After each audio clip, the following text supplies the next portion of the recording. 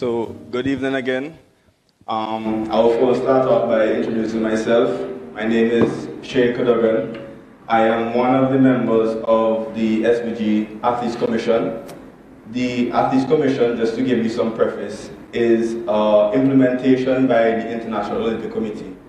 And the International Olympic Committee has it that now athletes' voices have gone too long not being heard when decisions are needed to be made, when things that affect them need to be implemented. And so the International Olympic Committee now, through our NOC, is implementing that every sporting federation has an athletes commission. This way now, we will be able to work together as persons who are the ones being affected by the decisions that are made by the governing bodies, and it ultimately brings cohesion across the sporting landscape. Because as athletes, we do need to be able to have a space to sit to, whether it be coaches or administration, that this is what we think would be best for us. And so moving forward, this is what we want to be able to have across the board. So moving after this event, the Athletes Commission, which let me quickly introduce. The co-chairs for the Athletes Commission are Kiniki Alexander, who is a well-known track athlete, multi-Olympian, and Jason Doyle, who is a squash athlete. We also have myself, we have Mr. Michael Kwashi, we have Mr. Azik Graham, and we also have Mr. Terence Providence. Mr. Alex Joachim is also on the commission for swimming. And the structure of this commission started out by being an appointment by each of the sporting federations, and now, as a team, we have to be able to build together and achieve greatness together. So, with that being said, I have some very great individuals up here to share the panel with tonight. Starting to the furthest right, we have Mr. Nicholas Sylvester, who is a Rio Olympian. He represented us in swimming. He is now a budding entrepreneur, so we're trying to teach that longevity after sports, because it's key to be able to know that outside of sports there's more to an athlete. And I think Nicholas is a perfect representation of that. Then we have an esteemed track coach who, I would go off on a tangent quickly, but in my first Commonwealth Games, it was 2014, and I was 13 years old. And Chester Morgan was one person who took me under his wing. I don't know how old he was at that point, but it was truly a blessing to have somebody like Chester Morgan at the beginning of my journey as an athlete, because he is somebody who has a wealth of knowledge, somebody who I'm sure many athletes in Simmons and across the diaspora know that he has a lot to offer, and he does so in a very caring and mentoring way. And so I want to big him up personally on that ground. So that's our second panelist. Then we have Miss Amber Glasgow, who is a woman that wears many hats across the sporting landscape, somebody who I've had the privilege of traveling with, the privilege of competing at Commonwealth Games with, for example. And she now is actually an executive member for the NOC. She is the squash president, she is the squash coach, and she's also the co-chair of the Gender Equity Commission. And so her voice is definitely one to add value to this panel as well. And then finally, we have Mr. Tian Gordon, who is no stranger to the sporting landscape, someone who I've become more familiar with recently, but someone whose work I've been following for a very long time, because as a football enthusiast, it's a perfect way to bring a team together. Starts with the coach, and he has been able to mold that sort of environment for football in the nation and sports in general. So I just want to take that time out to quickly share those. We're going to be sharing ideas, and they will be sharing the journeys. But I just wanted to start off by giving my flowers, because I think a lot of what goes on in St. Vincent and a lot of what we know is that respect goes a long way. And I think this panel is a group of very, very highly respected individuals in sports, and so I'm looking forward to the conversation that we're about to have. So thank you all for being in attendance, live and live and virtually as well. So I just want to allow my esteemed panelists. I came this way, so I'll start from Mr. Gordon going back. I just want to know, and for the audience, what was your journey through sports? What got you to where you are today, whether it be starting as an athlete and then knowing that you wanted to be a coach, or, so quickly tell us. All right, so good day everyone. Whenever you're getting a chance to see this, those of you here, Good evening. It's a pleasure. Thanks again for having me. Good evening, guys. I hope we have some fun today. So for me, it basically started as a child.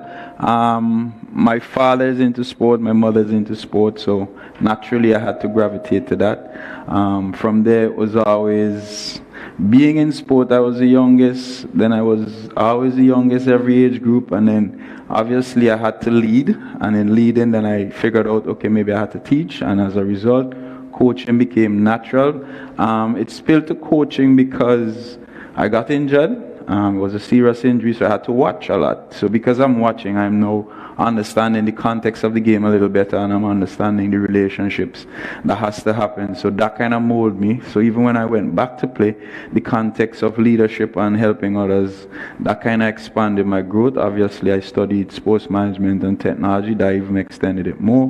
And in my personal development, it was always, how do I contribute to St. Vincent? How do I give back? And obviously, when I finished studying, I came back, and then the process was again to build. So I started teaching, and from teaching, it built and it grew, and then I got a lot more opportunity, and we're here today. We're here today to tell the story. Yep. So, Amber, I know I hopefully didn't butcher too much of yours, but I'm really just interested in hearing from your perspective, because I attended the 2018, I think, Sports Awards when we had it at college, and Amber was also a nominee.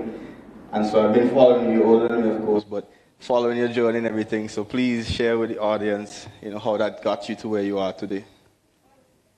Good evening, everyone. Mic check, testing. We're good. Yeah. All right, well, good evening, everyone. I'm happy to see so many athletes here today. This is for you. We are here to be your voice and hear from you, your challenges and your story, and just to have that conversation. My journey in sports, well, I didn't choose sports. Sports chose me.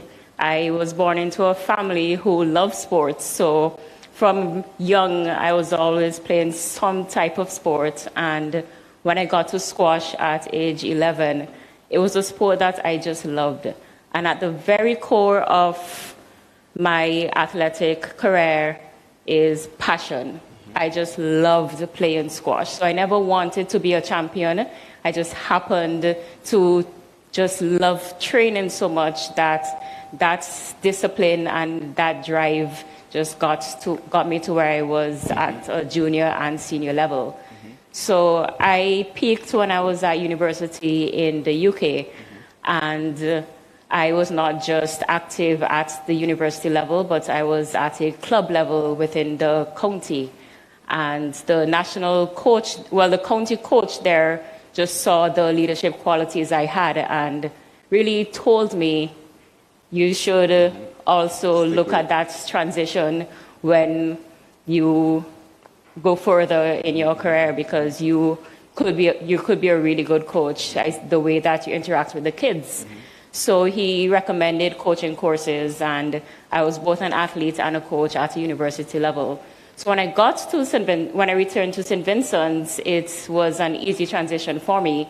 I was both an athlete and a coach, and then the demand was there for a female coach, because we did not, female representation is not there in sports. So once other athletes saw there's a female coach, we had more females coming on board.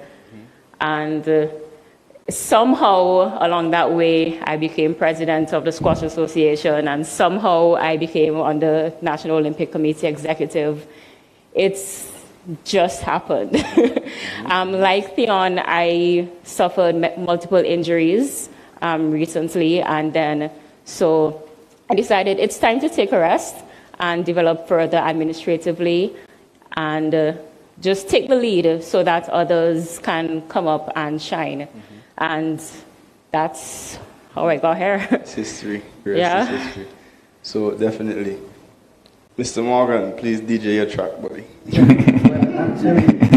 So basically, I felt after university, I was telling Tian that where I came from, never had anything, I never grew up with any rich parent, and I see what sport did for me. So I just wanted to do the same thing for everyone. But at the bottom line of it, that education is the foundation of everything that you do. whether you're educated on how to train, how you should act as an athlete, and discipline is something that I believe that should always be present. I used to be very disciplined, go to bed, train on mornings by myself. In athletics, I was not disciplined because I felt that, okay, no one could beat me. I ran 800, I won, I laughed, but then I got a shock of my life. A guy just came out of nowhere one time in Bethel High School, just dismantled the whole thing, and then I went on to the national team, got selected. But I think that coach came from Kenya, and he went back, and then 2 days before traveling, they told us, well, you can't go. Next athlete has to go. And I vowed that the children of the rural area, that will never happen to them as long as I'm alive. I know that they have the talent, because they're way talented than I am, but they're just probably not disciplined enough. So he got into that, then start working with athletics, came back home, start a club. When I met you in Commonwealth, it was actually my first game. Sure. But I'm not that old. So what happened during that time in Commonwealth was a learning process for me also, so that I try my best to see how best I can fit in. But on the whole, sports have done so many things for me. I can't be ungrateful. I'm actually used to be a juvenile delinquent. Run away from home for days. And look at you You now. name it. So if it wasn't for sports, I'd probably be in up Billy's lineman with them boys at the Yeah. And I think a lot of persons, especially your athletes, whether be live or virtually, respect you for that because they see themselves in you, and that's what makes them want to be better because you've been able to make a name for yourself. So that's key. Mr. Sylvester, this is a brother of mine who I actually went to primary school with and everything straight up. So he's an inspiration for me as well because he was the Olympian in 2016 and then I was able to go in 2020. So, just having that sort of camaraderie built from a young age, I think that's key. I think a lot of athletes appreciate having persons go on that journey with them because, that solidarity is really key. So please, your journey through, whether it be PE or all the way up, from PE to the Olympics, imagine that. All right. Thank you, Shane. Thank you, Shane, for that introduction. So, just like Shane said, I knew him from primary school. My journey in swimming started when I was 5 years old. I have a pool in my yard, and I never knew how to swim, but I wanted to swim in the pool. And my brother would always be splashing his feet in there, and he unfortunately fell into the pool, and my mother had to dive in and save him. And from that moment forward, she was like, no, you guys need to learn how to swim. So I don't know how many of you know Ricky Dean, but he and his co-instructor, Nasha, taught me how to swim, taught my brother how to swim, and we did lessons almost every day, whether it be by my house or we trained in at Villa Lodge. Shane would be familiar. Well. Yeah, the beach as well. A lot. Memories. We trained on the beach where Ricky would then mark out the 25-meter line to mimic the 25-meter pool, even though that didn't really, feel like you're swimming in a pool because you're swimming against waves. But yeah, the journey was very bountiful. I then competed in my first meet in 2007, OECS Championships. Could you imagine that? I didn't have that much experience. It was in Grenada. I didn't have professional gear. I swam in swimming trunks, the trunks that you go to the beach. Yes. I had no swimming cap, no professional goggles, anything. I'd dive in the pool, my pants would fall down. I'd have to pull it back up and continue the race. And I was just one of those athletes that you have to clap into to finish and help them finish. Yes, that's where I came from, humble beginnings. But by the time I was 11, I made my first Carifta Games, and I just kept improving from there onwards. I switched clubs. I joined the Black Sand Swim Squad, run by Coach Kyle Duggan. And it's just been constant improvement. I've had a lot of challenges in my life. My mother passed away when I was 15, and she was my greatest motivation. And, a lot that followed that, I had to try and work things out by myself. I have a strong support system, and that's why I'm grateful for initiatives like these, because, it helps to support the athletes. And I then went on to represent in the Rio 2016 Olympic Games. My best experience ever. There's nothing I would change in the world from that experience. And moments like that led me to swimming at the D1 level in the NCAAs. And unfortunately, COVID happened, so that ended my journey in that a bit early. But I then used a lot of my skills that I learned through swimming to carry into entrepreneurship. And here I am today. So, thank you. Definitely, definitely. So, I think there's a lot of inspiration to go around, and each of them, like I said, have inspired me. So I hope that could trickle down across the board. So I want this setup to be one where we have a reasoning. Like you said, Vinci Tones, you have a reasoning, and feel free to just let the conversation flow. I'm going to ask just a few guiding questions so that we could kind of have some substance to the conversation. And one of those first questions is, what was some support systems or some support structures that you think that an athletes commission or each sporting commission can sort of revive or bring back or rejuvenate, or even some that are in place right now that might need some amplification, right? So those support structures, support systems, what do you think are some that really tapped into your progress? That's an interesting one. All right, so, but if we were to start where the support begins, it would then be in the home. But I don't think you could work on that one. But obviously you need family to really help you with that process. But all in all, the family outside of the house is another family. So if you live in a rural area, you have a better understanding of how the village raises the child, because once you wake up in the morning, it's more, you're on the street and everyone mixes and mingles, and it's more a family outside of the house. So that becomes a support system, because when you go astray, then the older ones then keep you back in line. I think that's key. One of the structures that has been eroded as well is church, because that also taught discipline and Sunday school. So you had a structure as well within that to help, because within Sunday school, you probably might have played some games, you interacted with other churches and so forth. And then from there, I think we also had scouts and boys brigade and that kind of stuff. I think those structures and systems have basically been eroded, and those systems are not in place. The other thing is, what I think the commission could really get involved in is the function of clubs, and how clubs then give that support system within the structure. So what we really have is a lot of teams.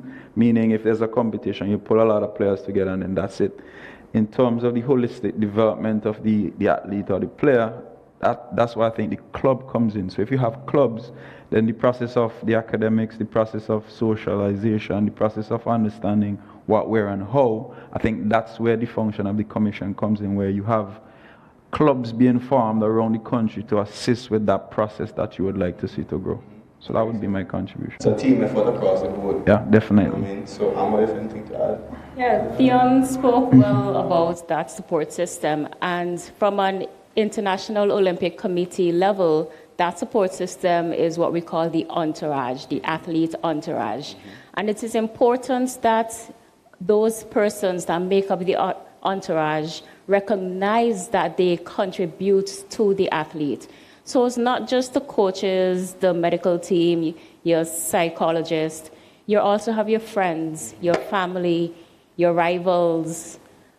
You don't immediately recognize it, but your friends form such an integral role in your development. They need to understand, sometimes when we have a tournament or championships coming up, we can't go out to your party and drink. There's sacrifices that have to be made, and your friends need to understand that, and they would immediately know, especially when you get older and you're old enough to drink.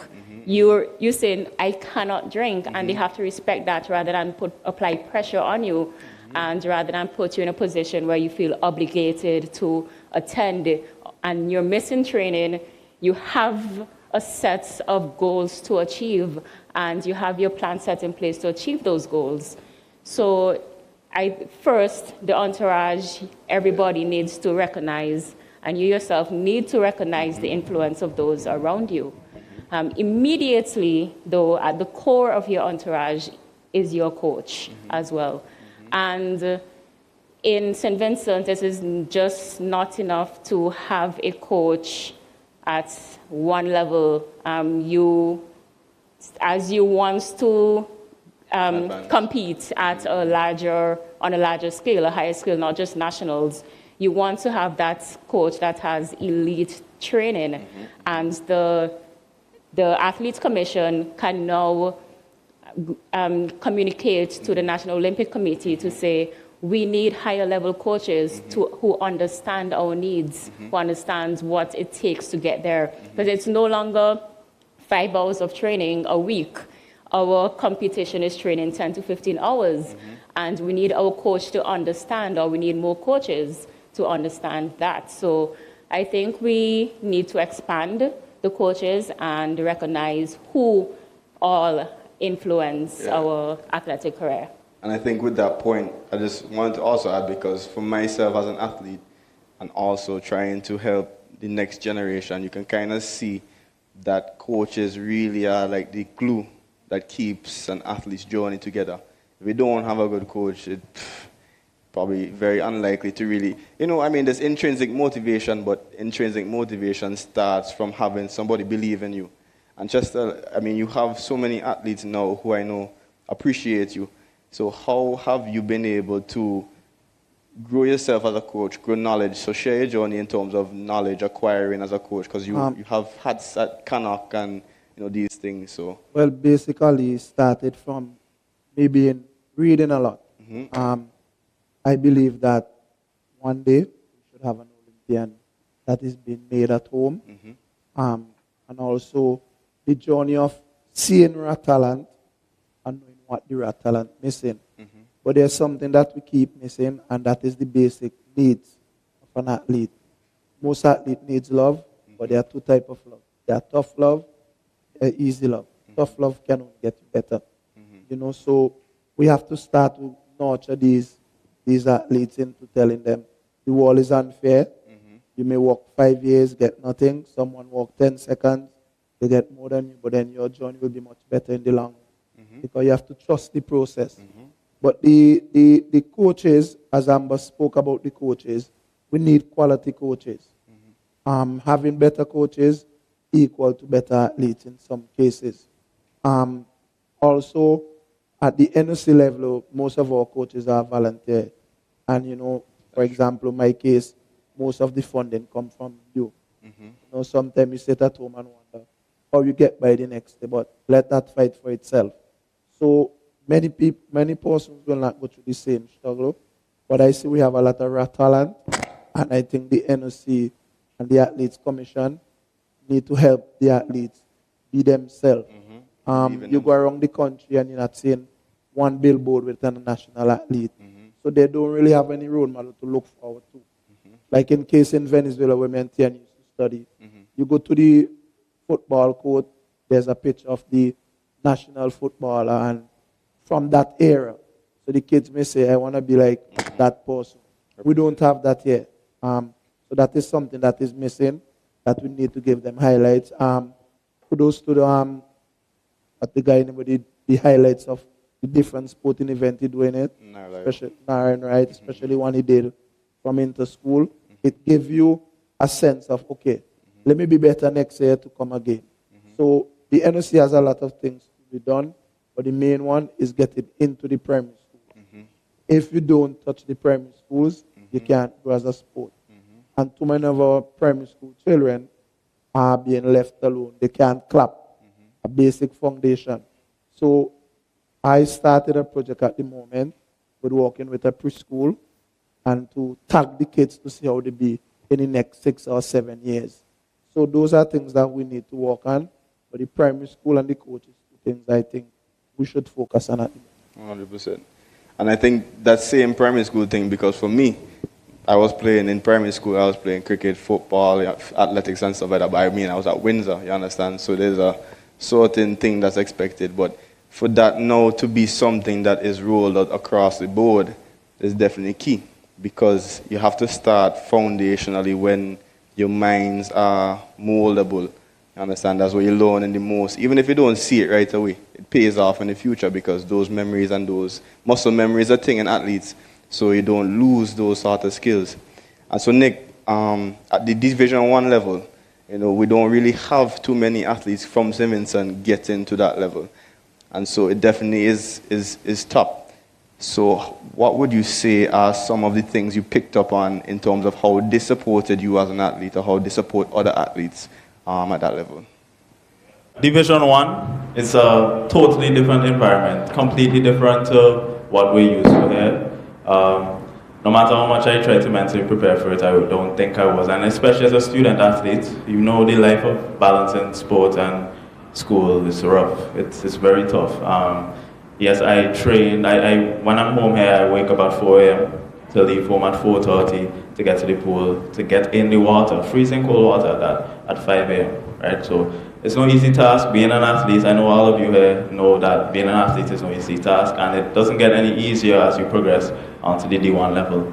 All you're doing is preparing yourself for that, but nothing really prepares you for that, and that's a good thing, because you know that you're leveling yourself up, you're preparing yourself to push yourself to that next level. If you want to be great, you have to do great things. So the D1 level, what is amazing about it, everybody there knows that it's tough, right? And as a result of that, they know they need to support one another to push through it. Waking up after you finish an assignment at probably 1 a.m. in the morning and having to wake up at 4 a.m. to go out in the cold, depending on where you are, it could be 2 degrees Celsius, you're walking with your parka and 3 layers of clothes, Shane can relate to that, to whatever sporting facility you're at, and diving into the pool. Temperatures would be, go into whatever field or track or pool. For me, the pool, once a year, because of how cold the temperatures would be, would actually break down. The heater would break down. And as a result, we'd still have to push through, because we have competitions to dual meets we have to compete in. We have to prepare ourselves for conference and possibly NCAAs. If you don't make NCAAs, you compete at the level below, which is nationals. I've competed at nationals at myself, and I could tell you, competition is crazy. And that's not even NCAAs, right? So these are the kind of things you want to push yourself for. Yeah. We said coaches, I think there's part of the coaching that I think the commission can work on. So for example, if we say there's a primary school, whatever, competition tomorrow, who's going to coach them?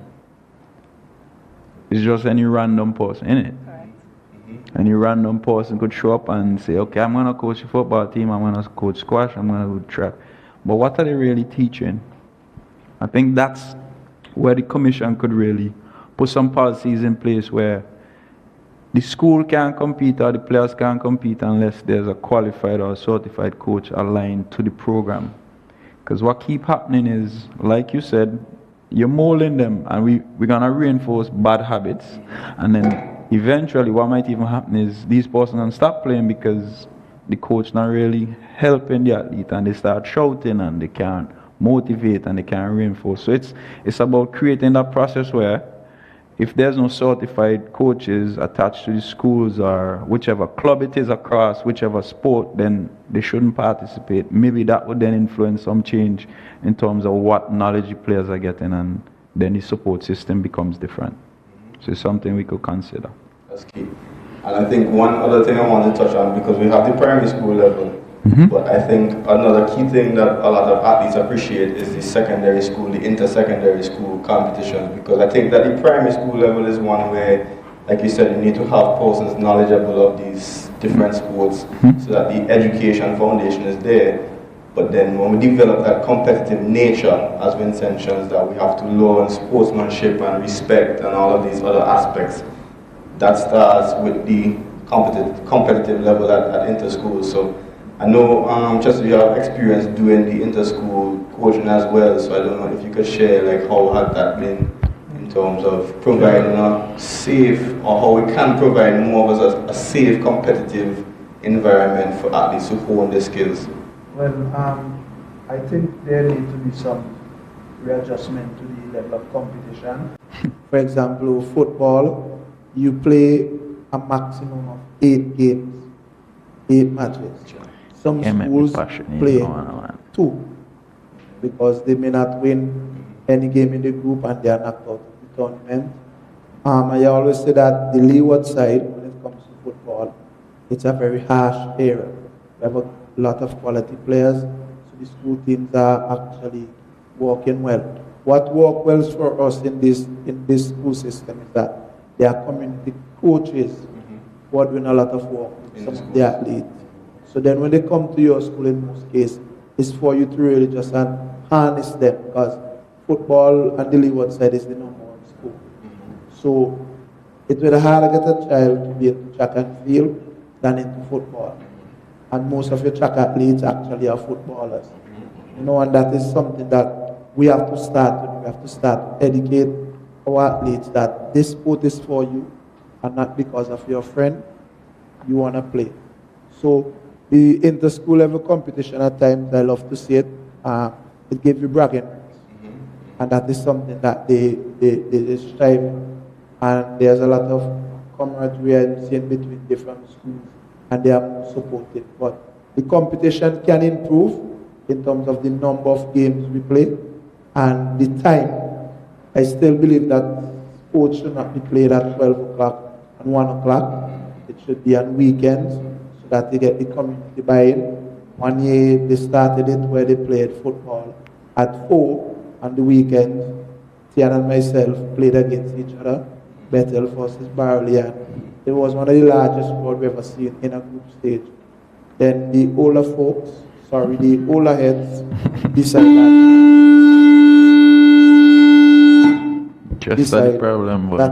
that is very dangerous.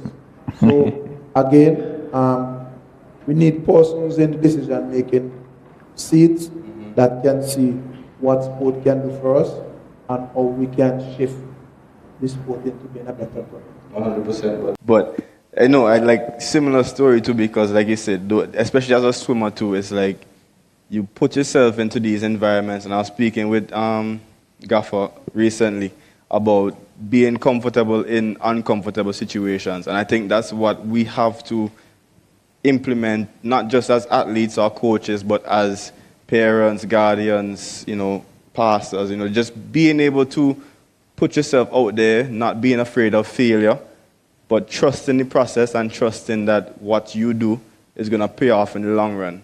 So instead of looking at the smaller picture of like, oh, I didn't PB in this race, or I didn't, do this, it's really about the process you have put yourself through, because waking up at 5 a.m. every day or whenever you have to practice putting in that extra mile, it does go a long way, because, like I said, scientifically, these are connections you are harnessing within your own body the more you practice. So it comes naturally with more practice. And so to pivot now, I want to ask you, Amber, how do you think that a commission, or how do you think that athletes' voices can be amplified to these sporting organizations to bring cohesion across the board? Because, it's kind of a situation now where we want to be able to come together as one and as one team. And I think that this starts that process. Continues that process really and truly. So. Initially, it starts with effective communication. We need to identify what our challenges are and what our personal challenge is. And we need to communicate that with other athletes. And this is where the Athletes Commission comes into play. Athletes Commission is the group of athletes where you want your voice heard. So once an athlete can identify, this is my challenge, you need to communicate that challenge to first other athletes and find out, okay, do you have a similar challenge? And then now you have this group and you go to your co-chair, and now the Athletes Commission have a unified voice. They are able to communicate what the athlete is experiencing. And they can even have their own solutions. The solutions the Athletes Commission might not have the resources or the tools available, but they operate under the National Olympic Committee. And now the National Olympic Committee has the workshops, and they have the resources. It's a bit limited, and from a developing area, and more so because we lack the facilities, and we lack, a majority of our work is volunteerism. So it's the demand, you can't really demand so much from someone who volunteers, or you can't really demand from a country with limited resources, or you can't demand that much from a country where a lot of our facilities and resources are under the control of the government, or something that we cannot influence. But there are some available tools and resources that the NOC can tap into. You speak about the Olympic Solidarity, which is the mission of Olympic Solidarity is to assist the NOCs and to assist the Athletes Commission. So we tailor, to the needs of the athletes, and we can now point you into the direction of the relevant workshop or the relevant resources that we have available to assist you in and develop those challenges. Definitely. They do exist. They are there. We just need to know, and we need to just voice and communicate. So us in the administration, I mean, we used to be athletes. We still are, but the world is changing, and it's changing rapidly. So what we experienced growing up is not necessarily what you are experiencing right now. It's so different. So you need to communicate with us, and we work together. And I say us and we alternatively, but we just effective communication. I think that's key, because an awareness of what is available, what resources you can tap into, and I think that's a big thing as well. And from a federation standpoint, or from an association standpoint, Tian, like, how do you think as a coach, for example, as a coach, how do you receive feedback from athletes? Is it a situation where, I know probably back in the days, or in certain coaching styles, what a coach says goes, you understand? But now it's become more of like, and from my experience internationally, there's a line of communication and trust, like you always talk about, that line of communication that we always try and develop. Like, how has that been? So what we have to do to transition from a commission perspective is look at a player-centered approach versus a coach-centered approach. All right. So when it's a player-centered approach, it's about how can I help versus you need to do this. So that's the difference now. So if we look at the methodologies or the strategies of coaching, if I tell you you have to do this versus how can I help, it's a total difference, and it works at different age groups and in different situations. There are situations when we could say you need to do this, and then there are situations when we could say how can I help, what you think is best. So it's like I go back to say it's about the education of the coach and what the coach understands and what they know. But where I get information from is about you cannot be out of touch with what the players are doing. So for example, I'm not necessarily a fan of the music, but I still listen to music to try to understand what they're expressing, what they're trying to figure out. I'm not a fan of everything that they do, but I try to go and try to be around them to have that conversation. You need to also take a look at their feeds for whichever social media, so you get an idea of what's happening and what's going on with them. So when they approach you and when you're having the conversation, it's always about how can I help, because now you've seen this, you understand this, you recognize this is the mood all the time. So then it's how do you help them socially to develop, right? And outside of that, it's always being willing to have a conversation, and we spoke about this earlier. Listen. Just listen. Just, how are you today? That's it. How are you? How are you doing? What's going on? Tell me. For everybody sport, it's just, we're dealing with humans. It's humans really. So it's about What's going on? How you doing? And then from there, you've developed that trust. You get understanding. Then they want to walk. Then they want to go ahead. Then they need to do what they need to do. All right. But I want to tap into something you said in terms of communication, and I think this is also what you could approach on squash, track, football, swimming. Yeah.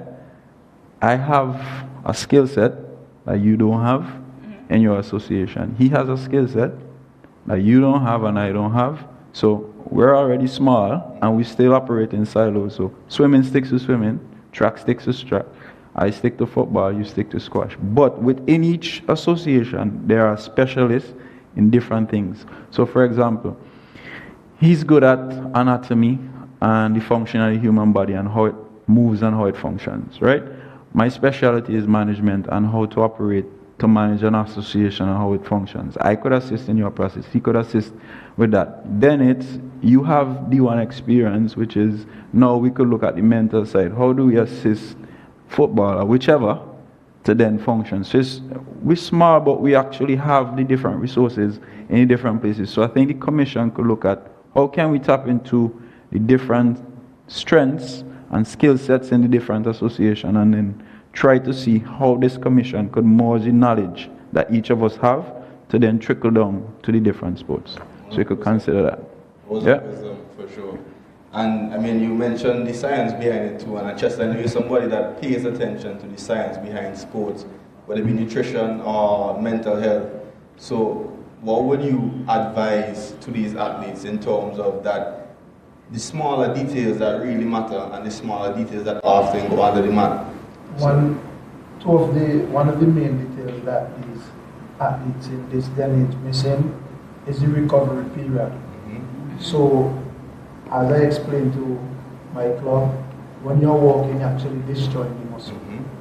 When you rest, they're actually rebuilding, getting stronger, and getting much larger. But if you don't sleep or you don't eat well, that process will not happen. And then you will be training every day and you won't be getting better. So some of them think that if you come in training and you run hard all day, that yeah, I train well, I will improve. But your improvement happens before and after the session. So before the session, am I prepared? Have I drunk enough water? Have I done the right thing? After now, do I sleep properly? Do I spend time off the phone? Because this is something that was not in my time growing up. We didn't have the media and social media and so on. Now these new athletes think that the media is it. So posting a video about your change in your life and think, okay, this will take me through. I usually tell Tian that most of our athletes now, they like the fanfare of the sport, but not the hard work. So if I don't have a tights that match my top and my spikes, I am not running. If I have it, then I'm good. If I'm coming dead last, looking good, that's okay. But back in our time, you could come first bare feet. You are being treated properly. You know, so now these kids, they are more fragile. They don't respect, when I say respect, quality time. When I say quality time, they usually don't know how to communicate. You know, emotional. We have been taught that boys should not cry. Boys should be tough. But it's the opposite to it. We as coaches need to know who is Tian as an athlete and who is Tian outside. That is very important for us. Because the way you communicate with them will be different. Like, for example, I may communicate to one of my child and say, come here, enjoy yourself, and that is okay. But in a different situation, it can't be okay. Because some other kids may not. As Ben Nicholas was saying before, squash and swimming are rich people's sport. We're just taking to tell based on the equipment. I think some of our best swimmers are squash players are actually in the underdeveloped areas of the country because of the size. When it comes to sports and science, there are some things you as a coach can do. You cannot increase the height of an athlete. So if you can go somewhere and meet a 12-year-old who actually develop like a 16-year-old, then that is golden for us. I am not saying that he may be the best, but it gives you less work. So basically is we being able to give accessibility to everyone. You know, one time we came here and we did the Olympic, they swimming. Some of the guys just swimming like they're crazy, but they actually was way ahead. But they didn't know what they could Technique and all that. Right. So that is something we have to work on. Get the availability of each sport to everybody. And the athletes themselves have to know that resting is the most important thing as an athlete. That 8 hours of sleep, it is golden. If you only get 2 hours of sleep, and they believe it's the day before the game. No, it starts 3 days before. Because you cannot recover like that. So that is just, sleep is my number one thing. If you don't have that, then can't be there. 100%. And I think, like you said, the accessibility really and truly is where it starts, because there's talent. There's talent wide and far in St. Vincent and the Grenadines, even in the region. And I think that it starts off from, honing those talents, providing the resources necessary, or making the necessary connections with corporate St. Vincent, for example, to make, clubs title sponsors, being able to allow workshops or clinics where you have athletes from rural areas can come and learn the different techniques and, spend time doing those things. I think that's a crucial point. And so I want to quickly just transition into life after being an athlete, or using the skills you've learned, because we learn so much as an athlete. We learn dedication, we learn discipline, we learn commitment, we learn consistency, we learn all of these words that carry weight, but it's more so that sometimes athletes don't know how to transition into what's next. So Nick, I wanted you to quickly touch on how you've been able to use those transferable skills in your entrepreneurial sort of avenue that you're following now. Right, so to make everybody aware, my entrepreneurial journey involves financial markets, analyzing and trading, right? And through this involves a lot of risk. And to prepare yourself for risk, as athletes, we do involve ourselves in risk every day. We have to sometimes wake up at hours that we normally wouldn't. Like I had to wake up at 4 a.m., like I said. We push our bodies to the limits, like Chester just alluded to. A lot of athletes don't take in the amount of rest that they don't actually take the recovery process seriously enough. And that is a risk on your body. You can suffer injuries. And so understanding risk, using my sporting experience and understanding the core values, like you just said, consistency, dedication, just knowing how to appreciate the long-term results rather than wanting everything, rather than overestimating the short-term results, being patient, being focused, being present. All of these things can translate into whatever it is you decide you want to do in life. And for me, in my entrepreneurial journey, these type of core values, I use them every day in life, but especially in my entrepreneurial journey. And I think that it's important to remember those aspects of your sporting career as you try to transition beyond sports, And I also want to add to that, I think it's important as an athlete to don't identify yourself just as an athlete. It will be very hard to transition from that athlete to the person or the professional if you just solely identify as an athlete. It's very hard. And we do have a lot of athletes that suffer from that because, we all are ambitious, right? And we want to achieve greatness, but really and truly only 1% really gets great, right? And that's the reality of it. That doesn't mean no one in this room can't achieve greatness. Everyone is destined for greatness in whatever form it may be. But they may not be through athletics or sports or whatever. But you can use that ambition to be successful in another area. So don't solely identify yourself as an athlete. Identify yourself as an athlete, but also as you, the person. That's true. Big up for that, Nick. And I want to popcorn that same question to you, Amber, in terms of the transition. You are now in the administrative part of a sporting journey. So how has that allowed you to stay dedicated and focused from having that background of being an athlete? Definitely from having that background of an athlete, you have empathy and you have understanding of what your athlete is going through. So you are more concerned about your athlete's well-being and you want to be that person you did not have. And that is what drives me in my position as the president or the coach or the manager or whatever hat I'm wearing on that day.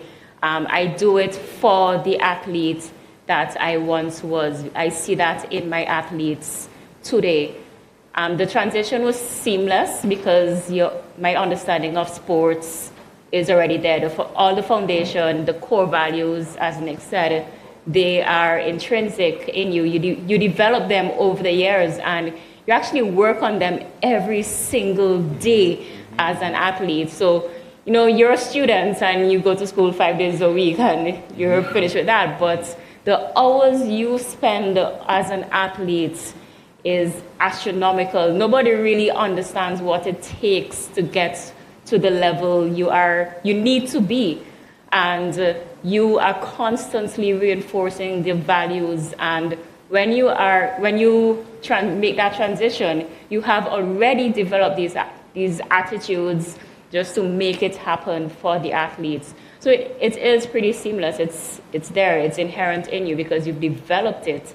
And now you don't just do it for yourself. You do it for them. And that is what keeps you going. And then, Yeah. Theon, I know your big focus as a football coach, even as a coach, a life coach, is that you focus more so on the interpersonal skills or the individual and that. So please just share a little bit about how that's so critical, or the mentality of an athlete, the mindset of an athlete. If you think you can or you can't, you're correct. I'm going to say that again. If you think you can or you can't, you're correct. Exactly. So if you think you can do it, you're correct. If you think you can't do it, you're also correct. So for me, it was always, when you listen to how we approach sports in Simmons, it has always been, they are from the Caribbean, they're black, so it means they're fast, they're strong.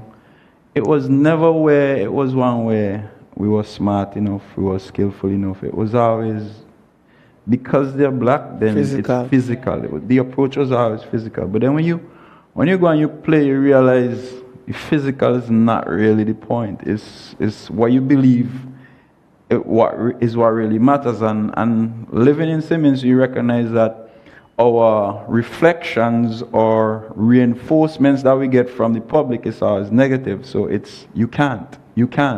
So in your head, it's always you can't, you really can't. So then you believe it. So for me, the context now has always been, yes, we are physically strong. So now if we're physically strong and we fast and whatever else, what if we add the mental side to it? It's unstoppable. So the process now for me has always been, how do we change the mindset of the people? And it goes back to what I said. If you think you can't, you're right. If you think you can, you're right. So fixing the mentality of the athlete is first for me what is really key. Because then, if they believe they can, now they could concentrate, now they could focus, then the physical side is easy because that's what we do.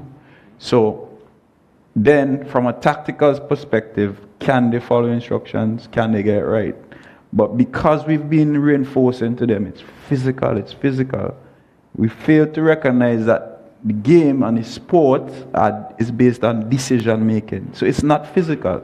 It's what decisions we make during the process of playing. So if we get the mindset right, then the quality would come out. And that's where my focus is trying to go now, to get coaches to realize it's the mind, is how we're able to convince the players and the society that yes, we can. So that's really my take on it. Yeah. And so with that brings us to an hour of discussion as a panel. But I want to now open up the floor for live attendees or virtual attendees to, feel free to ask questions that you think are critical, or even if you know somebody up here or you want to hear advice from somebody up here, just, feel free to, this is just a reasoning, we're just all here as one. So just put your hand up, or if you're on live, virtually, please comment any questions you might have, so that we'd be able to then, talk about those things. So is anybody right now in person? Any questions, comments? Grab a hand there. Right, so, so the Athletes Commission obviously is there to provide a voice for the athlete, which is very, very good. It's definitely necessary. But I'm wondering whether the Athletes Commission would also have within their tools and within their arsenal some sort of way to assist the administrators of the sport. Because since a lot of times the administrators are also the coaches. And as an administrator, you have a particular vision in mind. This is where you want to carry your sport. This is where you want to carry your team. And then the team says, well, I don't really like how you present as a coach. There is a very real risk that you start to get a lot of negative pushback, which is unnecessary, but this is the human element that we were talking about. So if you can address that, is there anything that might be coming within the Athletes Commission that can assist administrators in this journey? I think that's a great question. And I'll first, as a member of the commission, and then I'll allow the panelists also, but I think that one of the key things for us right now as a commission and athletes' voices is that cohesive nature. And I think Amber alluded to it as well, but a lot of our strength comes from the governing body, so that's the NOC, and then within each commission of each sport, that's going to come, like you mentioned, from the administrative standpoint.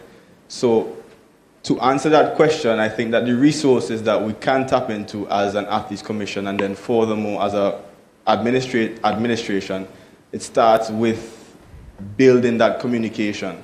So if that communication is built between, yes, it's the OC, the NOC, and then the Archery Association, for example, then we then want to be able to have a database, for example. Every time there's a coaching clinic going on, we want to communicate there's a coaching clinic going on.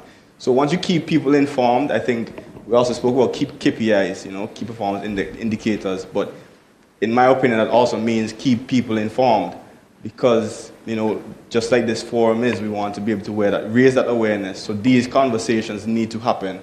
And so it starts from, like I said, building that bond between the organizational body and the commission, and then from there we'd see what resources develop from there. But Amber, from an administrative standpoint, what's your opinion? From the National Olympic Committee level, there are a lot of resources and tools available for the Athletes Commission.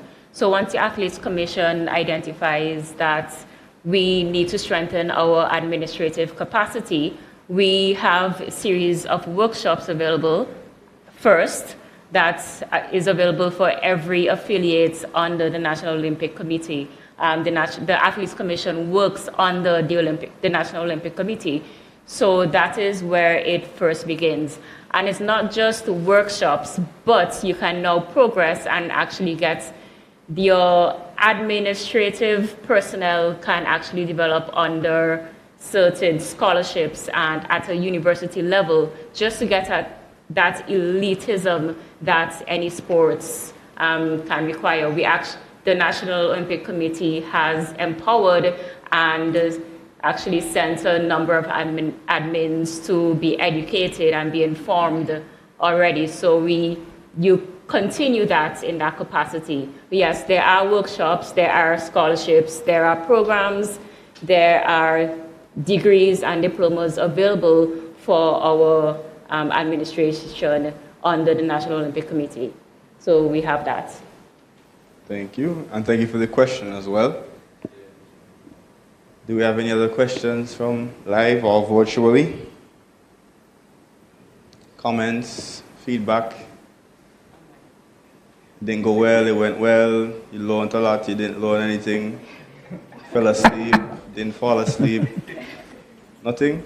I'm looking at this group here because this is all the athletes, but go ahead. So this was part of my question, and it's based on what you're doing there. Do the athletes want a coaches commission? A commission, an athletes commission? That's true. So that question itself was one. When you spoke to me about it, I was like, the athletes in St. Vincent generally, because of culture, they keep everything to themselves. They don't necessarily communicate. But do they really want an athletes commission and understand what the process is and what the power would give that it would give them. And like you said, I think communication is important in letting them know, okay, then this commission exists and this is what is possible. But from their perspective, that would be an interesting question for them to answer. Does it make sense for them? Nicholas? I think One, right. I do think, I mean, I am semi-retired, but I do think athletes would appreciate an athletes commission, whether or not they believe they want it. Yeah. But I do think they would appreciate it by things like this, a forum to educate and bring about awareness about what it's about, what it's truly about, and how we can benefit them. Yeah. I mean, just simply having a voice to be able to, I guess, impact decisions or policies that can help them progress. Of course, who wouldn't want that, right? Like you said, one of the things I think they need to understand the function of the commission. Yeah. I think most coaches and most athletes, their main interest is when selection process time, or if there's something to be given away. But they need to know that they have a voice, because at the end of the day, Tian and I could put on a competition to say, this is how we organize the competition. But you, the one who are competing, need to tell us, hey, 5 minutes before my event, I need this to happen. So that is also part of the process. So you must help them to understand what are their function or what power they have. So that is one of the things that we need to communicate clear to them. And I quickly want to plug in as well as for athletes and live and virtually, that there is a platform that's available to all athletes and that we as a commission are planning on tapping into more. It's called Athlete 365. And I think this is actually a platform that originated in the Tokyo Olympics, if I'm not wrong. But this Athlete 365, the 365 basically dictates that as athletes, we are responsible for carrying ourselves or voicing our concerns every day. We go through the process every day. We are the ones in it every day. So being an athlete every day is really critical. So this is why I think that having that voice, and like you mentioned, the selection process is one of the key things, because the function of an athletes commission is to, when you have these board meetings with the administration or the board of each federation, there needs to be one athlete representative on each of these boards. That is the stipulation by the IOC. So with that one voted within each federation's athletes commission, you then select one person to be on that board. And then when meetings are taking place with like selection criteria, which is a big thing, or how resources are allocated, that's really what the key and the cohesive part of it will be, because like you said, selection, that is something that the selection process is something that a lot of athletes, either agree with or don't agree with, right? And now we now have the power to be able to be in that setting and say, look, from my perspective, like you said, 5 minutes before, or even like setting up a competition, you want to be able to allow them to have a say in how they perform by the structure that's in place, right? So that's key. I know we had a question in the audience. Good night. My question. Study nothing.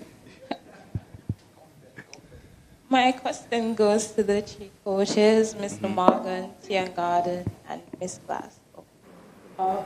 What strategies do you employ or put forward to maintain team morale and cohesion during challenging periods? Meaning, how do you keep the team spirit high and ensure that the team remains united and focused when facing difficult situations and setbacks especially? Great question. Thankfully, I'm not. I'll let take it. Chester, go ahead. Send home everybody.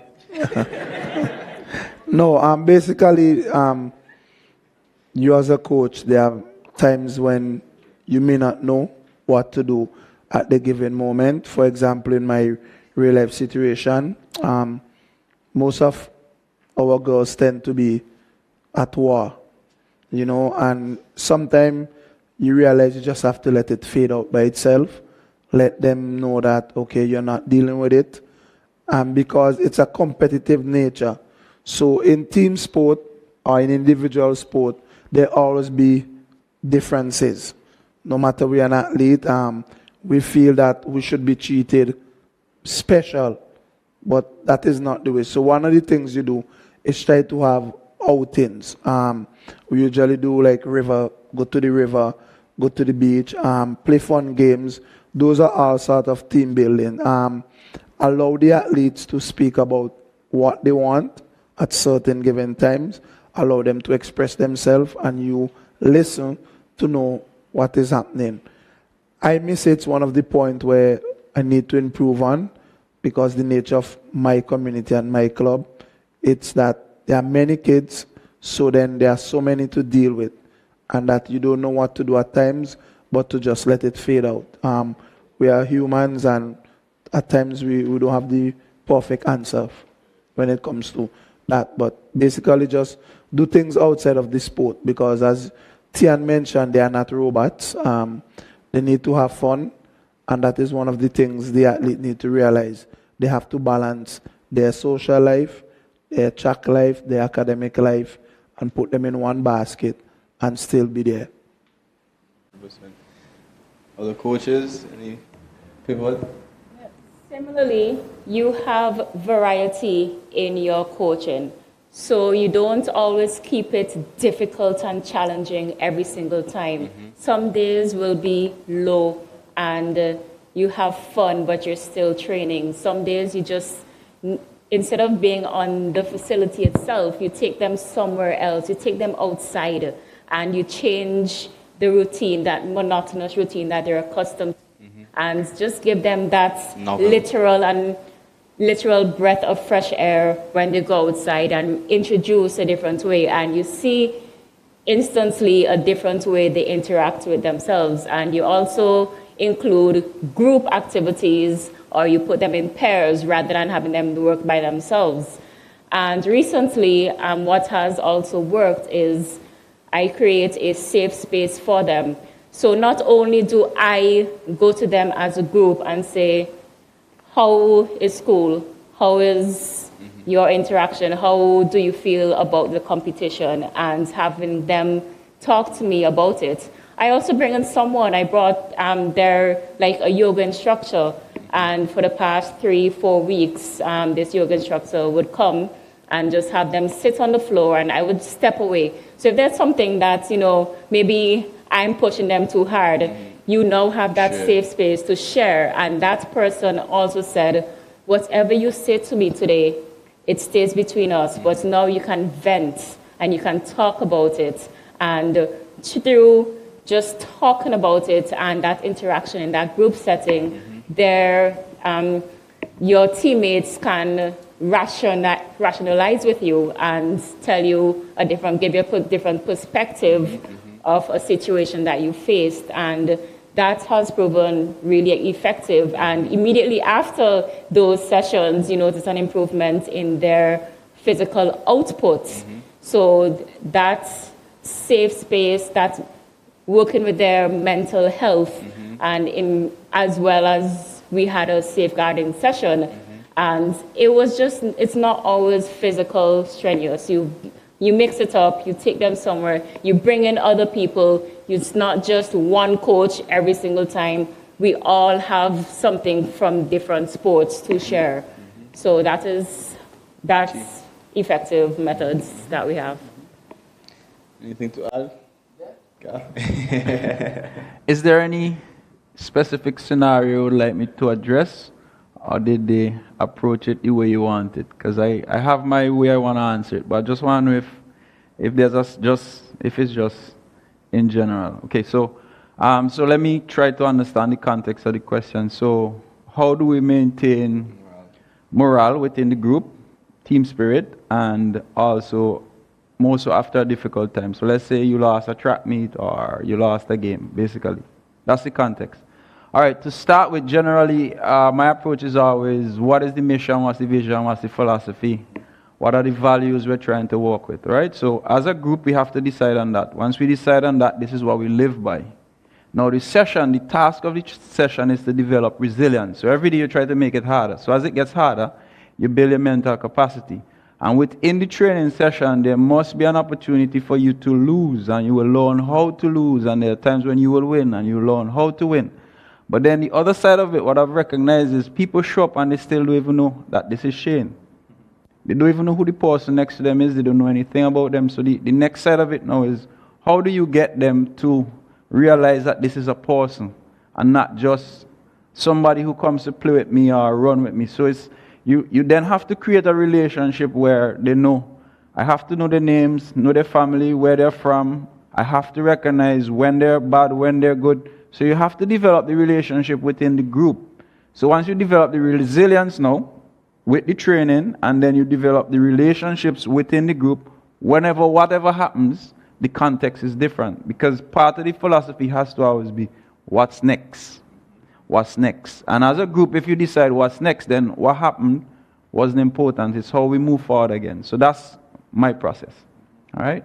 That's key. And I think the buy-in, you always hear about buying into our vision, and coaches always try to get athletes. For myself as an athlete, coaches always try to get you to realize that once you buy into a process and you trust that process, then the sky is the limit, because it won't always be roses and daisies. But, there's times where the hard work must pay off, because, you only get out what you put in, understand? So you have to be able to have that balance. We have another question in person, so go ahead. Yeah, so I have a question. Good afternoon, everybody. Nicholas and Shane, if the coaches would like to chime in on this also, feel free. Just out of curiosity, seeing that you both competed in swimming in collegiate careers, one on the West Coast, one on the East Coast of the United States, for somebody like me who forfeited their collegiate career, for the virtual listeners and the athletes here, how would you describe the sacrifice that you guys made being worth it? How would you describe that to, Nah. You spoke about sacrifice earlier, so I just wanted to. You're saying sacrifices in regards to putting yourself through. Yeah, considering going the extra mile that you guys did to go and complete your. Well, first and foremost, COVID set mine short, really and truly. So there's that. But at the end of the day, it's about how much you want it. It's like a few of them alluded to, mindset. You need to have that mindset first, and then you could physically go and do it. You have to know your why. You need to know why you're doing it. What do you want from it? What do you want to achieve? Do you have certain idols that you aspire to be like them, or how do you plan to achieve your best self? But yeah, just knowing your why, that's how you really push forward and complete whatever task it is you want to complete. Before, when the question was asked, Tian and I watched each other, because we went to a university with a different language. One, two, I show many persons who have never ate egg and rice. If we spend 10,000 days in a country, we use rice every day of our life. Situation whereby you may put a shoe outside just to go back inside and get a bottle of water to move to training. When you get back there, the shoe is no longer there. To the athletes, you have to push through. There are days when Tian and I and Az and Gary will sit together and say, yo, me ain't going back there, you go meet nobody for say me a punk. So without current for 3 days, you have to go down by the river to shower. I go in, because, and that is something that our athletes are missing. That they think that scholarship means that you are going to a 5-star hotel, that you are going to have the best meal of your life. But actually, dog eat dog. A pan of salt biscuit is golden at university. A sardine is like $1 million, and we have to really, this forum is one whereby some of these athletes don't know how much you went through. And that is when we finish. Tian and I sat and I say, I'm going to buy myself a big TV, a big couch from my first pay, and lay down in it every Saturday and watch football. Because there are nights where we can't sleep, no current, no water. You show up at school and the student them decide they're going to protest. So they just burn some rubber tie in front of the class and you have to go back home. So those athletes, the athletes that are here present, scholarship is not a bed of roses. Put it in the back of your head. But if you want to achieve anything, as long as you put your mind to it, you will achieve it. Things will start falling in place for you. So we learn to cook for ourselves. We learn to be brothers. We develop relationship closer to each other's. That we used to watch the calendar and shout every morning, 300 more days to go home. And so, it's really some of the stories you don't want to hear because they're so painful. We used to tell each other, boy, if we mom you only know what we're going through, could you imagine you stand up 6 hours by a bank to collect $100 just so that you can have money for the rest of school? It's really hard. We had one computer, we had to share it around. Then there was the thing of the language barrier whereby you go to greet somebody and they calling you monkey and you don't even know and you smiling until you start to understand the language and realize, yo, this ain't working, this is what's happening. So to the athletes who are present, those in person, do not expect a bed of roses. Scholarship, the coaches out there, they only care about the result in most cases. So I pay you. I don't care how many exams you have. You have to show up the next morning to training and go right into exam room. We had a football coach used to tell me, just properly when you come training time, I have to go straight exam one time. You're in the gym walking out and you have an exam in 20 minutes. Those are things that you have to get ready for. But one thing it did change my life drastically. Because as I told people, I never under pressure. Because the university we went, the pressure you are under every day to hand in home assignments and group work where man telling you they're not doing it, they're going to drink beers all night. And if you want to take this road, you take it. But we're from the Caribbean. And so it's not easy. Not easy.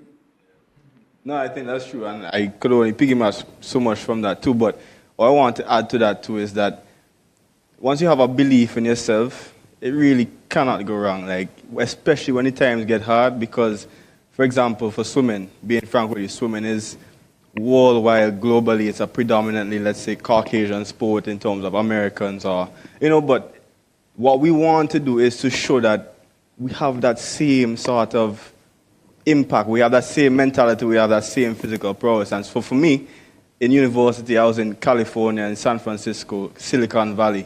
I was the only person like myself, but I never looked at it like that because I'm a human being. Everybody's a human being. We're all one under God's creation. So it really is just you being able to put things into perspective as an athlete. You finding those roses in the bad moments. You finding that bigger picture. Because, for example, being at the Olympics in 2020, there's a mutual respect that you experience as an elite athlete.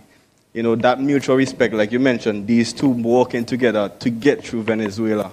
Myself and my teammates are working together to get through the hard times that we had to go through. But once you have that team behind you and once you have that belief in yourself, you really can't stop that. You really can't stop it. So, yeah. All you smile and wave, you say it on this bread. So it's true. You just have to, it isn't easy. It really isn't easy, but there is, like I said, you get out what you put in. And you have to be able to find it within yourself to get past that sort of the defeating stuff that come your way every time, the obstacles, you understand? So it's really just about finding that why, like Nicholas said, and believing in yourself and seeing the bigger picture of how you could really reap benefits from being an athlete and being an individual with goals and a certain mindset. So I think that's key, for sure. Any other questions from the audience? We have one here and then one behind there as well. This question is for the coaches. How do you work around and manage different personalities and blend them all together to have a successful team? Good question. Go ahead. Okay. Any particular sport? Squash? Okay. All right. Every sports team. No, I know. So I want to start from squash and then build into the other. So, all right. So, as a coach, you first have to recognize that they are humans first. So that means there's a personality, there's a character. So you understand that. Then you recognize what is common between them. So squash would be the underlying thing, but then it might be this one likes this one likes this, and whatever the case. So you try now to see how best you can marry that together. The other side now is having the persons interact consistently. If you don't, then there's differences. Because the more they talk, the more they recognize there are more things that are similar. And as they talk, then it becomes easier and then the relationship grow.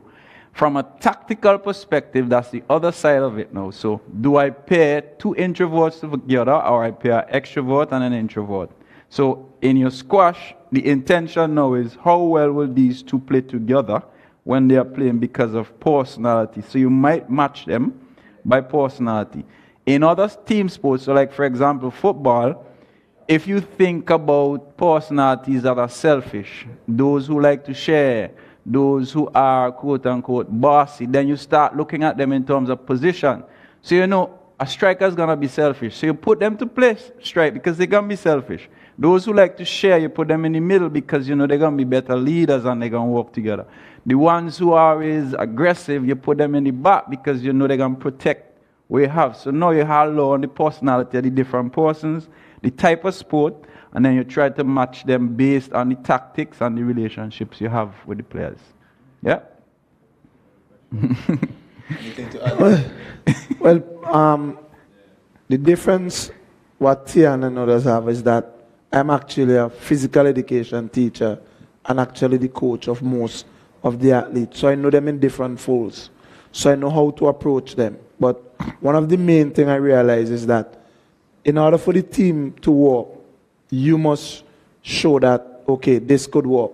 So they may not believe in a process, but you have to get them believing that. So some of the athletes may say, okay, if I come to training early, this athlete might be better and I don't want them to be better than me.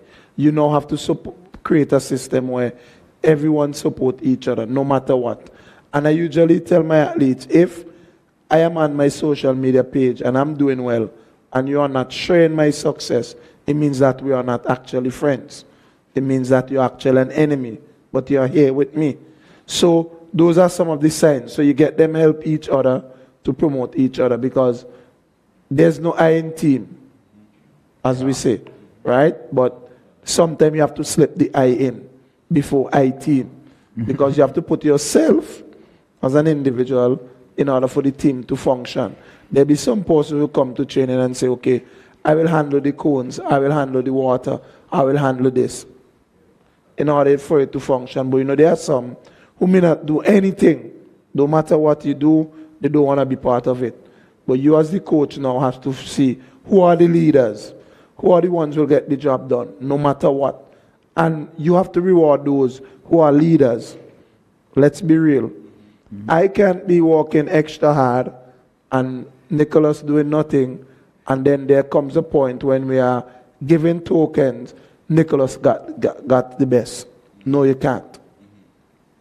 No, I usually hear people say, you have to love each athlete equally.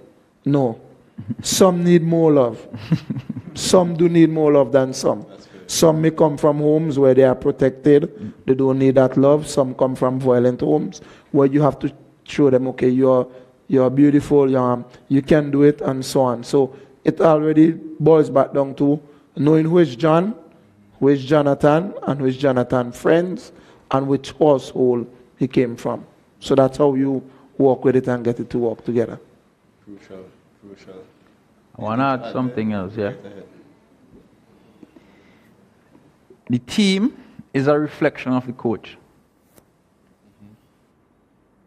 The team is a reflection of the coach. So when you see them you would know that's Tian. That's Tian there. You see them, that's Chester. You see them, that's Shane. So it starts with me as well. So how I behave in every single situation, the players are learning from me and what I'm doing. So if in a situation I'm always unfair, they pick that up and they say, oh, you have favorites, yeah? And then when it's time to discipline, then they recognize, oh, this is... And then when they recognize I'm always cussing, what do you think they're going to do when they're playing? It's the same process. So it always starts with the coach. The team and the player is always a reflection of the coach. So as the coach, you first have to know how and what I want to be and how should my team look. And then you start putting yourself in that mold consistently. So it starts with me first as well. Yep. All right, so I think that we will take one more question from the in-person audience.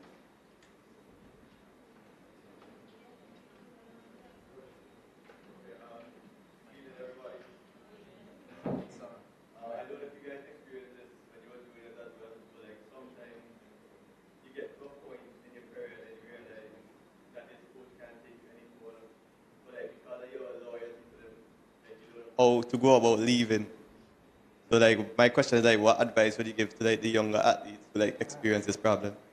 You have to be careful with that question, eh? No, it's what I'm saying. I may be a young athlete, and because there are certain rules and regulations within that camp that I can't handle, right? I usually tell all my athletes, if you feel this is not the environment for you, you can move on. Because I want you to be happy. If you're not happy, then you can't produce anything. So if you come and you say, oh, they usually use a term, I only come in because coach. No, you're not coming because of me. Because of you, what you want to achieve. Yes, we as coaches have to realize that there are times when you cannot take the athlete any further. We have to realize that. But we are men, and there's something called ego, and we have that. But you as the athlete has to be honest, coach, thanks for everything. I think that we have reached the bridge whereby you can't take me any further, and I need to go elsewhere because you have one career, one life to live. So don't wait until you're 50 to say, should I don't leave here? No. To all the athletes here, if you feel uncomfortable with a club, a coach, you can speak with that coach and move on. It won't cause any issue. I always say, I'm not thinking about who leaving, I'm thinking about who coming. Because it may sound strange. In my system, each year or each 5 years, those athletes are used as a rabbit. I try a system with you, see if it works. If it don't work, the next group coming up will be better than you. The next group that comes becomes better than you. So you have to, as an athlete, you have to be brave enough to have that conversation with your coach, your parent, if you're underage, first and foremost. But don't leave because they're keeping you in line, being disciplined. No. Leave because you see that, okay, you show up to training, the coach is not there, there's no program. Those are things you leave for, but not like you sitting there and the coach saying, hey, every time you come to training, you have to give me your 110%, or you have to push. That is not an indicator to leave. The indicator to leave is when the programs are not doing anything, or what you want to achieve, it's not there. When it comes to discipline and commitment, stay there and you will be better.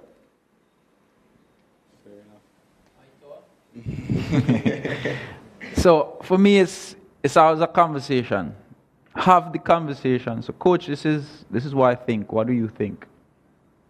First, have the conversation. So if there's a specific issue, coach, I don't think I'm improving in this. What do you think? Why this is the case? So have the conversation first, understand what is going on with the coach, let the coach know exactly what is going on with you. And one of the things that is interesting about that comment is that as coaches, you should have a player development plan. So you should have a plan of how I'm going to get this player from point A to point B. So it means that now you and the coach should go back to the plan and you'll be like, okay, this is where we said we would be at this particular point. I'm not here. What's the issue? So it's really having that conversation first with the coach to understand where you are in your head and what you're thinking and where the coach is. Then once the conversation is finished, then make an informed decision. So right now, if you're making a decision based off of your feeling, it's not informed. Try to get as much data as possible before you make the decision. Secondly, where am I going? You then have to have that conversation as well to understand, can they get me to where I need to be? So it might be a transfer to over there because the grass look a little green, but you really don't know it's artificial grass really. So have the conversation on both sides. Check on where you are in the development plan. If it's not where you want to be, then you make the decision off of all of the information that you have.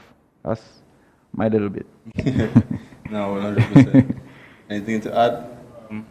Not really much more to add to that. I mean, I do think Shane and I had a similar experience when we were a lot younger, though, where we switched clubs just really because we knew the possibilities of what switching coaches would have had for us in terms of our goals in the sport.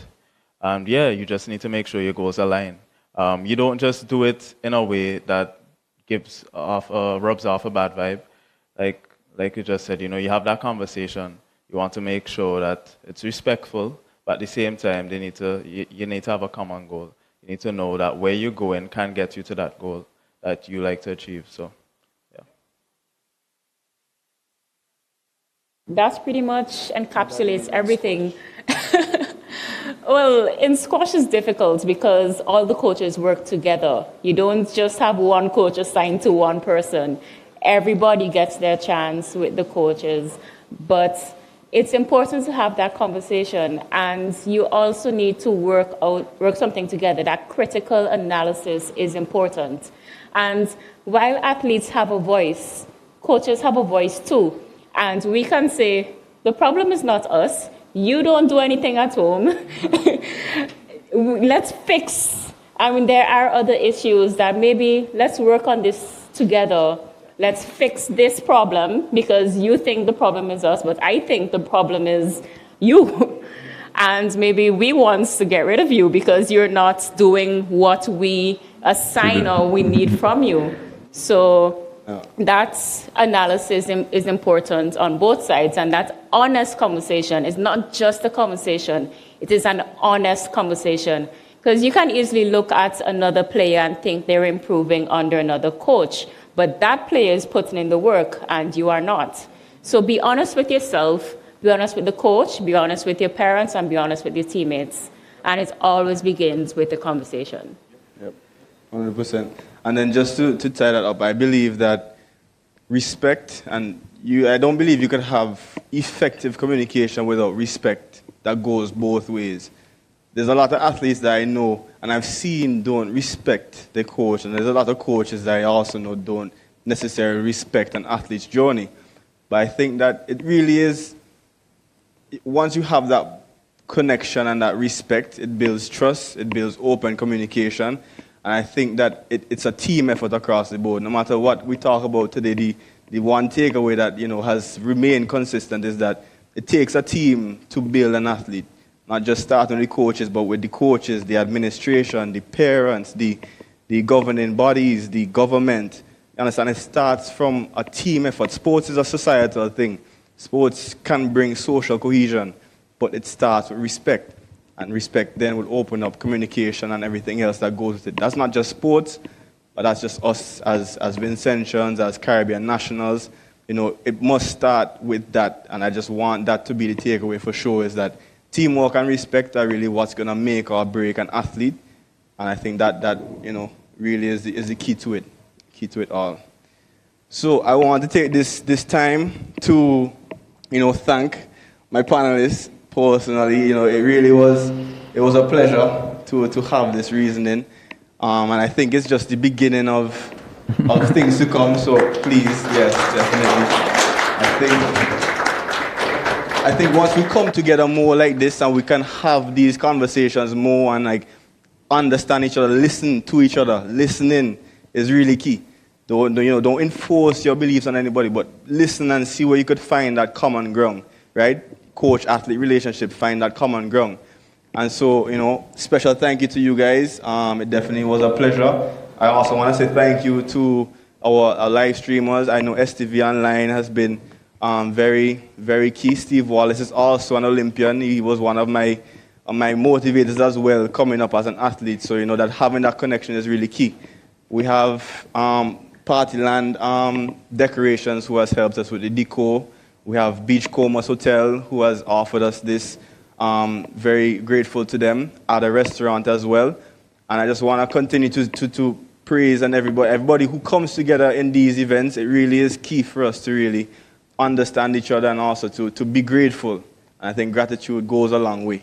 So just to tie that all together, we do have a catering waiting for us at a restaurant. So please, after this is finished, you can walk through this door. If you haven't signed the registration sheet, please sign the registration sheet, because next steps, we always like to talk next steps, what's the action after this event. And the action after this event is that we want in August to host a workshop as an athletes commission. So that would be a mandatory attendance across the board with each sporting federation. And with this workshop, we want to be able to start building. An athletes commission should have at least 5 members, 5, 7, 9 members. And from that now, we can come together as a greater group, a greater athletes group, and then start to really, push the envelope. And I think that is key. So please stay informed. That will be in August. And I just really want to say thank you to everyone here right now live and everyone who tuned in virtually. It was a pleasure to be able to help us have this conversation. So big up everybody, and love and respect always.